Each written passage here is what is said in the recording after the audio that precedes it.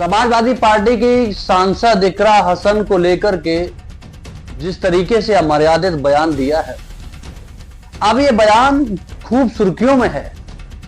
आज पूरा देश ये जानना चाहता है कि आखिरकार इकरा हसन को लेकर जिस तरीके से अमर्यादित बयान दिया है, ये किस संविधान के किस पन्ने पर लिखा हुआ है।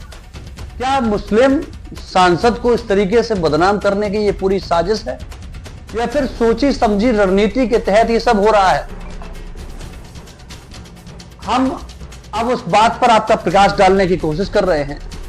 बीते समय से आप देख लीजिए, चाहे वो समाजवादी पार्टी के सांसद आजम खान हो, एसटी हसन हो, चाहे इकरा हसन हो। इकरा हसन कुछ दिन पहले ही एक एडीएम के ऑफिस पहुंचती हैं और एडीएम कह देते हैं गेट आउट। सोचने वाली बात यह है कि जनता द्वारा चुनी हुई एक सांसद को खुद न्याय नहीं मिल पा रहा है, सांसद की खुद आवाज नहीं सुनी जा रही है, तो फिर आम जनता के साथ क्या हो रहा होगा?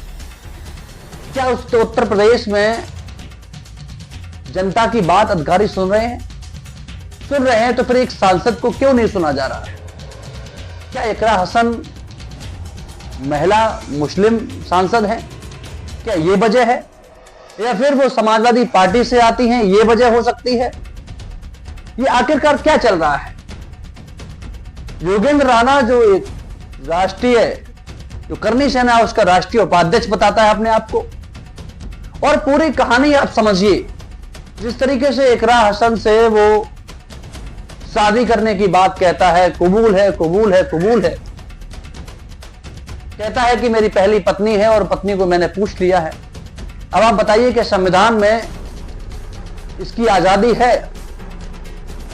अपने आप को सनातनी बताने वाला योगेंद्र राणा, उसको यह पता होना चाहिए कि सनातन धर्म में एक पत्नी के रहते हुए आप दूसरी पत्नी को नहीं ला सकते हैं, उसके साथ शादी नहीं कर सकते हैं, यह गैर कानूनी है।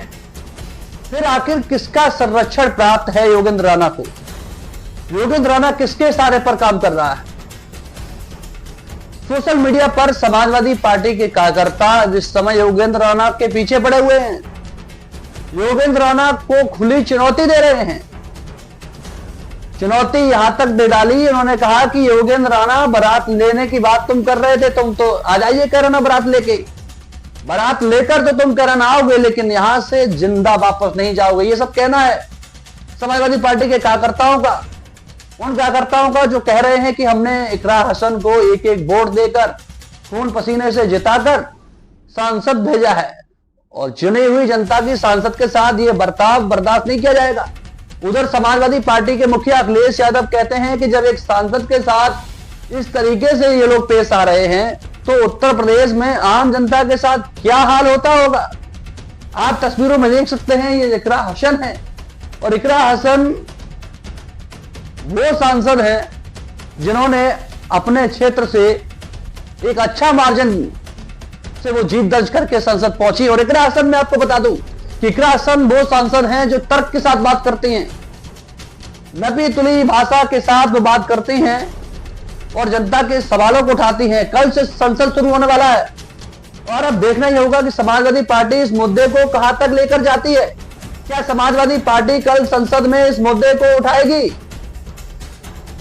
अखिलेश यादव के रुख से तो लगता है कि समाजवादी पार्टी इस मुद्दे को संसद में जोर शोर से उठाएगी, और एक भी मौका वो चूकना नहीं चाहेगी, क्योंकि आने वाले समय में ये स्थिति साफ हो जाएगी कि मुस्लिम सांसदों के साथ जिस तरीके से ये जो चीजें घटनाक्रम घट रहा है। दूसरी बात, ओवैसी को लेकर उन्होंने कहा कि ओवैसी हमें जीजा कह सकते हैं। ये तमाम तरीके के जो विवाद है अब बढ़ता चला जा रहा है, लेकिन वहीं दूसरी तरफ जो ठाकुर समाज के लोग हैं, राजपूत समाज के लोग हैं, वो भी इस बात की कड़ी निंदा कर रहे हैं, और वो कह रहे हैं कि इस तरीके की वक्तव्य की बिल्कुल भी इजाजत नहीं देते हैं।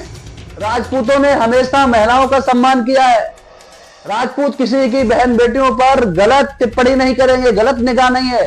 फिर ये योगेंद्र राणा किस तरीके की बयानबाजी कर रहे हैं? अब तो इनको खुद राजपूतों और ठाकुर समाज के लोगों का सामना करना पड़ेगा। अब देखना यह है कि इसमें उत्तर प्रदेश के सीएम योगी आदित्यनाथ का कोई बयान आता है कि नहीं आता है, देखने वाली बात यह होगी, क्योंकि कल से सदन शुरू होगा और उसमें किस तरीके की चर्चा होगी उस पर भी हमारा पूरा ध्यान रहेगा। लेकिन इस वीडियो पर आपकी क्या राय है? इकरा हसन पर जो योगेंद्र राणा का बयान है, इस बयान को आप कैसे देखते हैं? कमेंट बॉक्स में जरूर बताइएगा। मिलते हैं आपसे एक नई वीडियो में, तब तक के लिए विदा लेता हूं। नमस्कार।